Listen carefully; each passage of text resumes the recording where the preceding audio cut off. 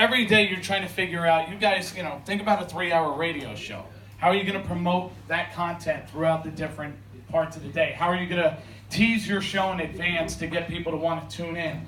And a lot of times when I'm looking at it on social media, I'll see guys tweet and talk about how they promote a radio show, and most of the time, it's pretty bland. Like, let's take a look at some examples, right? So, the front row in Atlanta, what was your favorite band growing up? That's the first thing I see that morning to promote the show. Doesn't really tell me why I should tune in. I go to Pittsburgh, the Fan. We're talking a lot of Penguins and NHL today, plus some college basketball and Pirates. Well, no shit. You're going to talk a lot of sports. Thanks. Detroit, coming up today. Rieger is in for Stoney. We play the 2 Grand Slam. Tigers opening day starter is scheduled to join us. It's great that he's on. What time? 9:02. Okay, great. But what do you have the rest of the show?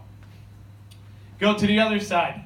I like the HB example. Don't miss a minute of the Sweet 16 live games and coverage at the tournament starting at 6.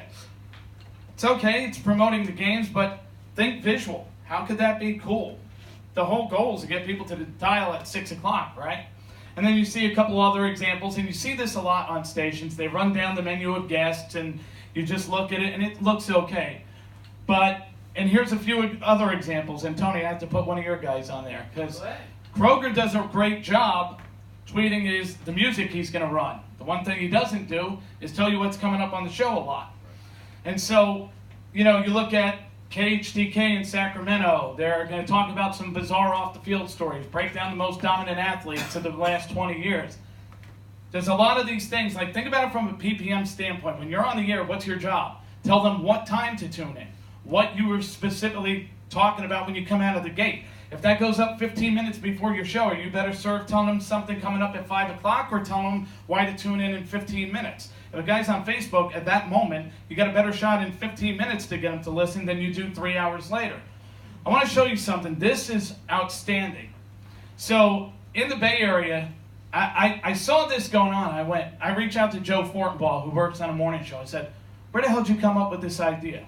And he said, I was following the band Fish on social media. One thing they do when they go to a new city, they will tweet out or put up a Facebook post of wherever they are, the Empire State Building or Statue of Liberty when they're in New York. If they're in St. Louis, they're going to put up the Arch. And they find a way to make people feel like they're locally connected. And so I've been following the morning show, and every day I see a different graphic that represents something Bay Area and the times of the guests coming on. And now just think about that versus that menu that I showed you of guests that are on there. When you see those two things, what's going to make you tune in quicker? You're probably going to pay more attention to the visual and the creative than you are to just another bland text that's in your timeline. And if you're like me, most of you guys follow 1,000 or 500 people on Twitter, your timeline evaporates pretty quickly. Here's a couple other examples. So, back during the Super Bowl, Butterfinger took advantage of Tom Brady dropping the pass, right? Thanks to Tom for helping promote our brand. In Denver, Armin Williams did a great job with this when Paxton Lynch and Trevor Siemian were battling last year for the starting quarterback job. They got people using the hashtag and talking about it on their shows, and they would tell you, hey, decision day today at 5 o'clock, and they get people following these hashtags to tune in and pay attention to what's going on with their shows. And then, one thing that I saw that IP did really well during the season, they started taking a lot of video of their guys inside the booth during Eagles games. And I went, wow, that's really cool. They're going live on Facebook Live. They would post video after the game. You kind of feel like if you like Merrill Reese, I want to watch this. I can't be in that booth. This is cool. So that's just some stuff I wanted to show you on the social front. Here's some other things that stood out. So, Happy Emoji Day from the Zone in Salt Lake. I talked about brand stories and how you pump up your brand, and you see some of that with ESPN and Fox Sports.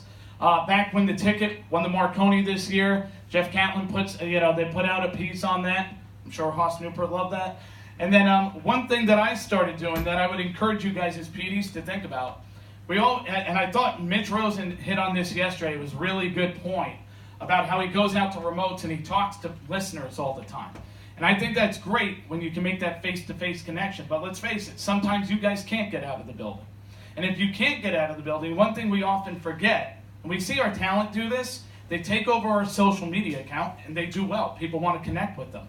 But talent do a better job than PDs at connecting with fans every single day. What's stopping you from taking over your account and being accessible? Like, if I know, if I'm a fan of the Score, that I can pump questions to Mitch Rosen, or if I'm a fan of ESPN 1000, and I know I can pump questions to Adam Delavit for an hour and ask them about the radio station, the same way we just heard some of that passion from the last group, I'm going to follow it. And guess what? It becomes content on the air. Lawrence Holmes is then going, oh, God, I hope Rosen doesn't throw me under a bus today. The morning show's going, why is Rosen taking over the account? We're on the air at that time. That becomes content. And that's part of the job, is using social in a creative way to help your brand. Speaking of brands, I want to talk about branded content. And I've got a video that I'm going to play in a minute. But first, I want to start off by showing you some examples of what branded content is in a bad way. First of all, these are two examples. This is The Fan in Atlanta and FAN in New York. And when you go on Facebook and you push stuff at people that they really don't value, you get no engagement. Look at what's set up there on these posts. So, as the leaves pile up, you bend down. That's when back pain strikes. Don't let yard work get the better of you. Contact IGA Brain and Spine today.